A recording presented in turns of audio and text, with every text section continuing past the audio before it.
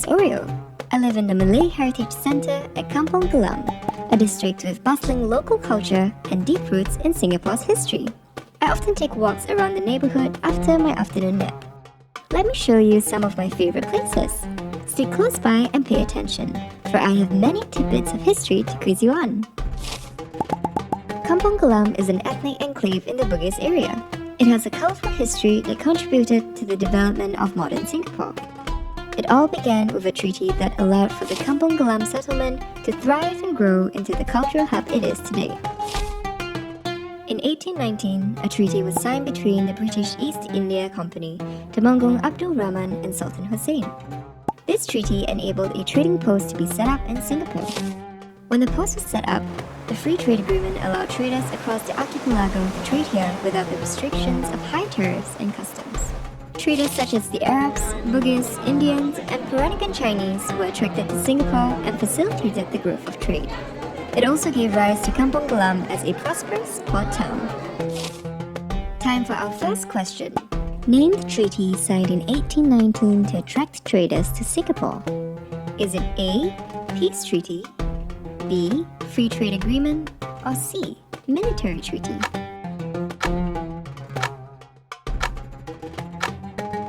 The answer is B. The Free Trade Agreement was signed to set up a trading post in Singapore. That allowed for the exchange of trade and culture, creating an environment of openness and diversity which can still be observed today. Trade in Kampong Gelam was one of the many areas in Singapore where cultures converged as a result of multinational trading.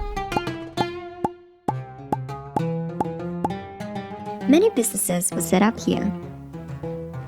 Question 2. Where do you think the name Kampong Gelam came from? Is it A. the name of a tree found in the area, or B. the name of a tribe?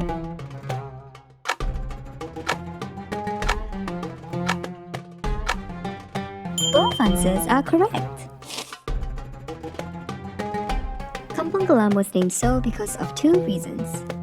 Firstly, the Malay word gelam was the name for the kajapa tree. This tree was used as a source for many trading and businesses in the area. Secondly, it was named after the tribe Orang Gelam.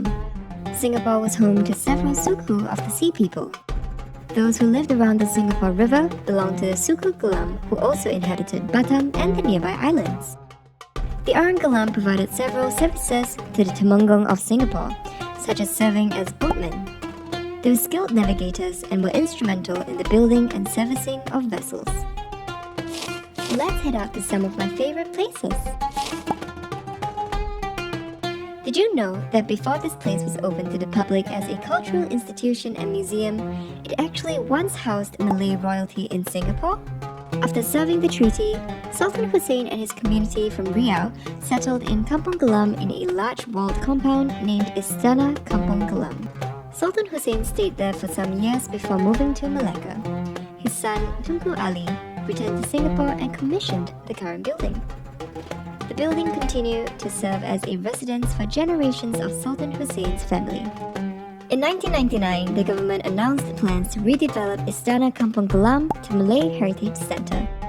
Perhaps in one of my previous lives, I could have been napping alongside a royalty, right here in their resting quarters. It's time for afternoon tea. Before we go, let me ask you a question. What was the Malay Heritage Centre called before it was redeveloped in 1999? Is it A. Gedung Kuning, B. Kampong Dalam, or C. Istana Kampong Gelam?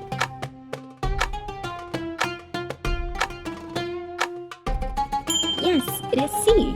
Istana Kampong Gelam was once the royal residence for Sultan Hussein and his family, before it was redeveloped into the Malay Heritage Centre in 1999.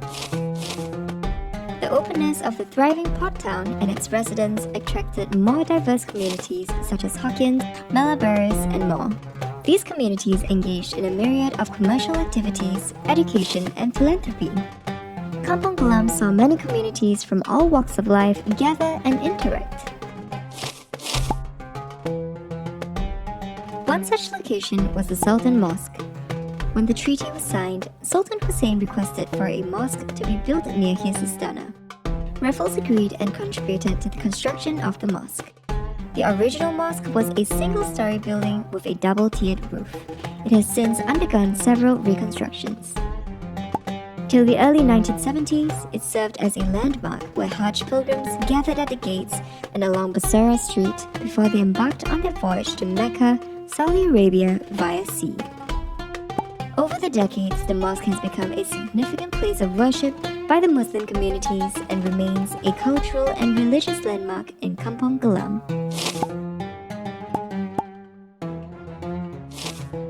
Several schools in this district taught students from various ethnicities. Find out more about each school by scanning the QR codes. Can you guess which school is in operation till this day? Isn't Kampong Gelam such a colorful area that contains stories of a diverse group of communities? I hope you've learned about how this area has contributed to the rich history of Singapore, which has been immortalized in these historical landmarks. I've had so much fun showing you around my beloved neighborhood. There are so much more stories to be discovered, so come again soon.